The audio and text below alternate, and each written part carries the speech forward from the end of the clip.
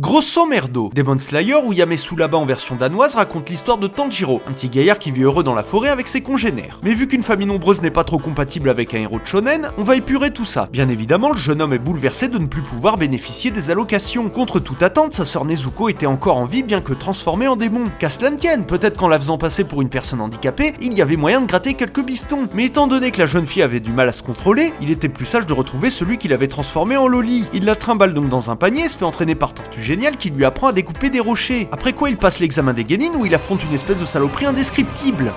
Il devient ensuite membre des Power Rangers et se retrouve très vite dans une grande ville, où la population et la taxe foncière le font halluciner. Il tombe ensuite nez à nez avec Muzan, le galopin qui était responsable de la transformation de sa sœur chérie. Malgré ses paroles très persuasives, « Je vais te niquer tes morts, sale enculé de ta race !» Il était impossible de le rattraper. On comprend que ce démon est beaucoup plus puissant que les autres en plus d'avoir un sale caractère. « Monsieur, t'as pas une cigarette ?»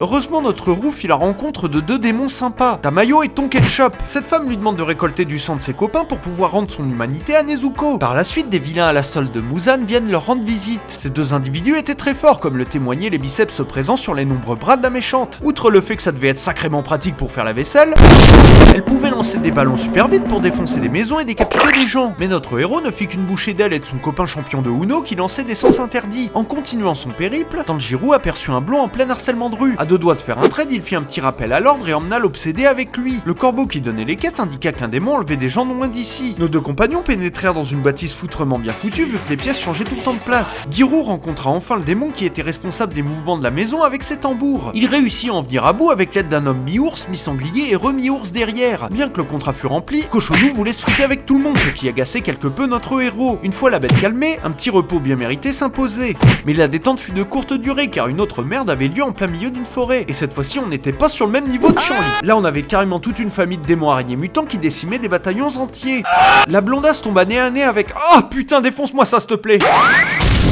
Merci. Sanglier Man, quant à lui, avait un peu plus de difficulté à terminer son combat. Pendant ce temps, Tanjiro en chiait également sa mère tellement la différence de niveau était abusée. Histoire d'enfoncer le clou, le méchant garnement transforma Nezuko en rôti, ce qui énerva quelque peu le pourfendeur qui se transforma en Super Saiyan pour l'occasion. Malgré sa rage incommensurable, ça ne fonctionnait pas des masses. Mais la cavalerie arriva sans trop se presser et nettoya rapidement la zone. Les amis de notre héros furent sauvés, le sale gamin retourna chialer dans les jupes de sa mère. Ça t'apprendra à cramer des gens sur les toits, petit con va. Malheureusement, les guerriers d'élite ne voyaient pas d'un très bon œil la nature démoniaque de Nezuko. Ils emmenèrent donc toute la petite équipe dans leur QG là où les autres au level pouvaient les juger salement. Tanjiro essaya de les convaincre que sa sœur n'était pas mal intentionnée. Elle est gentille et puis regardez comme elle est kawaii avec son petit bâillon. Oh. Malheureusement ça ne suffisait pas et un des piliers se charcuta le bras et demanda à Nezuko de le manger langoureusement. Ce que cette dernière refusa, se réservant pour sa communauté Rule 34. Ainsi on les accepta et le chef qui commençait à moisir du visage les autorisa à se faire soigner dans l'hôpital. Et vu que je n'ai aucune idée de comment terminer cette vidéo, voici la recette d'une tarte aux myrtilles. A plus.